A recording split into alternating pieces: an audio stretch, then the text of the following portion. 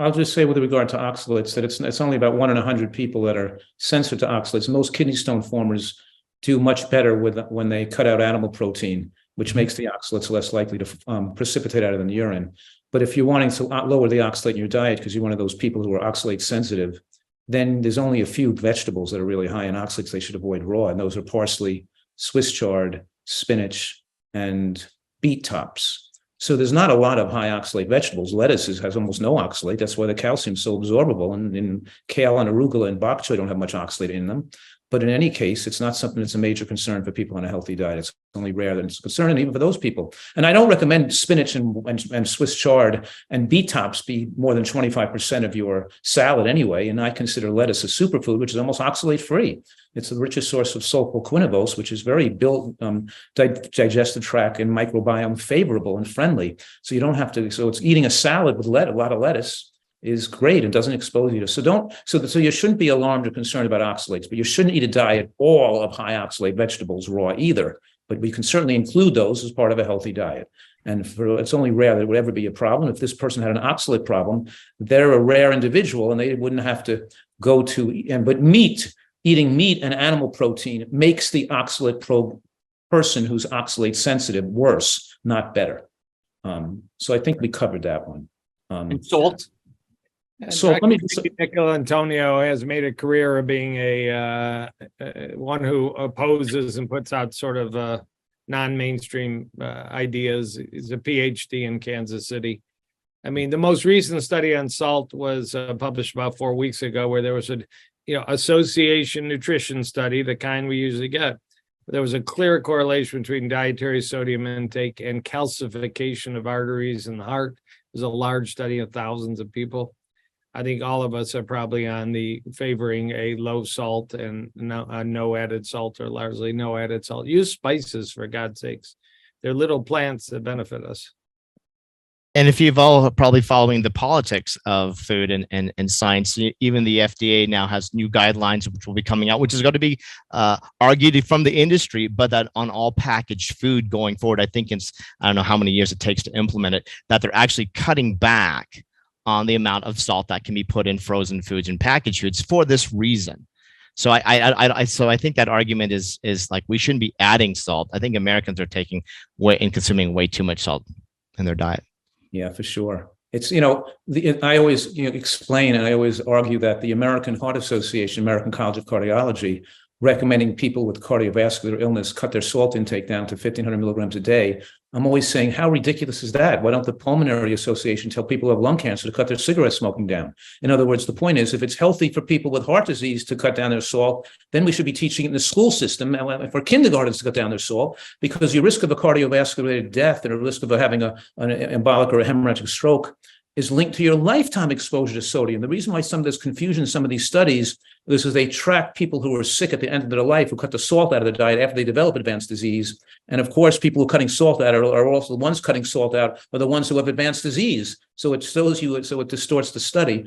It's the lifetime exposure to these, and salt raises cardiovascular death and endothelial inflammation and risk of hemorrhage, irrespective of its effect on high blood pressure. It also has poor effects on immune system function and increases permeability of the tight junctions in the digestive tract, leading to more exposure to xenobiotic toxins. So we're talking here about, we're pretty much in agreement that we should be learning reading, writing, arithmetic, and nutritional science in grade school. And so we don't have all this crazy nonsense going around that people believe in, because based on the manipulation of science and not studying the whole lifetime exposure and comparing one food. It's why red meat may not show a reduction of red meat is not showing a great benefit, because people are just eating more chicken. They're not cutting out all animal products and comparing it to beans or nuts. They're comparing it red meat to chicken, or red meat to even high glycemic carbohydrate. It's the same thing. You could show all kinds of crazy studies, but we have to look at the entire picture, and the entire picture shows natural foods don't contain high levels of sodium. Even natural meat doesn't contain high levels of sodium. Even you live in a forest or the jungle, eating lizards and vegetables and fruits, and the natural diet for all primates and species would be very low in sodium. But the sodium present in the natural foods is sufficient for normal and ideal for normal human health. And low sodium populations and primitive populations don't salt their food, have normal blood pressures in the elderly members, and have the best cardiovascular health. Okay, if you'd like to ask a question, please raise your hand. Go ahead, Dr. Pye. No, I was just going to say, I think a lot of this has to do with just marketing. Yeah. Marketing a topic that then creates controversy, which then allows food industry to continue selling what they want to sell. The studies will show that on the average person, they can't understand half of what all of us are saying on the panel in terms of a study or a double-blinded control study or nutrition science and all. The average person wants to know what the data shows is that, I'll give you an example. If you look on a feed, like if I look at my news feed on my phone, I'll be like, eat this on one article, and the next article will say, don't eat this. Like literally in the same day, you'll get this multiple confusion, because the data shows that on the average person, if we have doubt, we will fall back to our normal lifestyle. And so that's all they need to do. They don't have to prove it. Here's Dr. Fuhrman, Dr. Kahn. They can cite all the wonderful studies, which I appreciate and my patients will appreciate. But on the average person that's just kind of, looking at the news, or let me flow through my social media feed or whatever, it's like, well, I see this. Okay, that sounds kind of good. Maybe I should go plant-based. And I see another one saying, oh my God, oxalates, or maybe I need to have more salt. Then it's like, well, I don't know if I need to do that. I'll just go back to what I was doing. So it's that simple. They don't have to prove their science. They just have to create doubt, and doubt is what's keeping America where we're at. Okay. What is your 1 minute direct answer to what nutritional supplements should each of us be taking? Without the details of why, just what is the actual list of the nutritional supplements that starting tomorrow you believe that each of us should take as best as possible? I'll just jump in. I'll just be in 30 seconds. I think the supplement with the greatest scientific support right now is actually coenzyme Q10, based on a variety of cardiovascular benefits, brain benefits, longevity benefits, studies in Sweden suggesting you live longer. It doesn't often make it into these vegan conversations, even though it is a difficult nutrient to source from plant-based foods, and we make less of it as we age. So it is a heart-friendly supplement. I'm a heart guy. If I had my way, I'd put everybody at least at age 70 on CoQ10 based on Swedish studies, maybe earlier in life. All right, should I go? Go ahead. Go. Second, Joel. Yes, I'm saying that the three most important supplements for plant-based eaters are DHA, zinc, and B12, the most important. Then there's some optional nutrients that might be beneficial for most people, but not as essential, or vitamin D, because a lot of people don't get sun exposure, or they have darker skin. So in other words, we want to make sure vitamin D is adequate. Iodine, people not eating seaweed. K2 is still beneficial for calcium utilization. And I guess that's it. They're just those six. Vitamin D, iodine, K2 are the ones that are more, the studies are based on individuals, not for the whole population. Doesn't necessarily need them, because some people have exposure to iodine through eating iodinated salt, or other people are eating seaweed.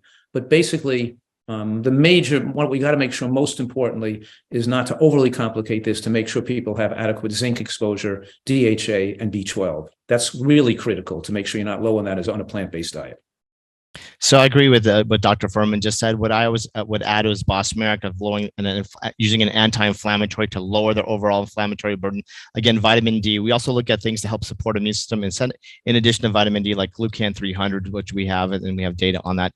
But more importantly, what we like to look at is we like to actually, again, I'm a science guy, I'm a testing guy, because although we eat it, what I want to do is find out what the patient's nutritional levels are, and then encourage them to eat more of those foods that are more nutrient dense in that area of deficiency. And especially since the pandemic, a lot of people were taking zinc, which I do recommend actually for all my patients in general. But then actually we started to see a lot of zinc toxicity, because people were having over 50 milligrams, and then other products, it's like multiple products. Yeah, they're taking too much. Sure. They're taking too much. Yeah. So what I like to look at is first check everything, just like we're checking lipids and we're checking A1C and we're checking thyroid levels and everything else. And then to kind of decide hey, these are things that you can easily eat more: vitamin A foods, vitamin C foods, vitamin E foods, easy. But when they're low, if they come tested low for CoQ10, I definitely recommend them. Or if they're a cardiovascular risk patient or an athlete who wants additional kind of that kind of benefits. So I kind of like to individualize as much as possible, but I do agree with the previous recommendations, in addition to adding a natural anti-inflammatory. Yeah. And there's other things with marginal benefits that aren't like as essential that we advise individual patients. But I think we were just trying to give the core, you know what I mean? The real core.